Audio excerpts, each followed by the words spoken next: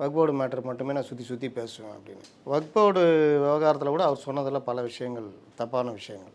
இவங்க வாதாடவே இல்லை இன்னை வரைக்கும் சொல்கிறேன். இன்றைக்கி ஆராசா டிஎம்கேவே நான் வாதாடலன்றேன். ஏன்னா அந்த ஏஓஆர் லிஸ்ட்டு இருக்கும். அந்த லிஸ்ட்டில் பார்த்தா ஒய்சி, காங்கிரஸ், இன்னும் சில ஒரு 3 மதவாத அமைப்புகள், இஸ்லாமிய மத அமைப்புகள் தான் அனுமதிச்சிருக்காங்க.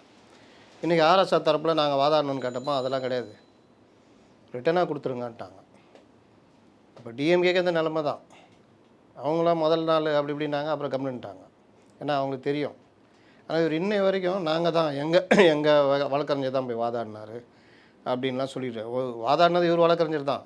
ஆனால் எந்த பெட்டிஷன் கீழே வாதாடினார்னா அது இன்னொரு கேரளாவை சேர்ந்த ஒரு பெட்டிஷன் கீழே ஆர்டர் போடும்போது மொத்தமாக எல்லாருக்கும் போட்டுருவாங்க. ஸோ அதனால் கிளைம் பண்ணுறாங்க. அது நாங்கள் ஒருவரே அப்படின்னு கிளைம் பண்ணுறது தப்பு இல்லை. அது என்ன விஷயம்னா இவங்களுக்கு இதுதான் வாழ்க்கையில் புதுசாக இருக்குது, அதனால் அதை ரொம்ப இது பண்ணி கிளைம் பண்ணிக்கிறாங்க.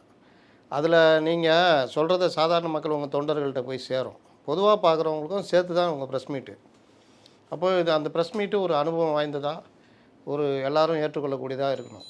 நீங்கள் எனக்கு என்னென்னு பேசிக்கிட்டு இருக்கிறதும் என்ன ஆகும், என்ன அவர் உளறிட்டு இருக்காருன்ற மாதிரி ஆகிடும்.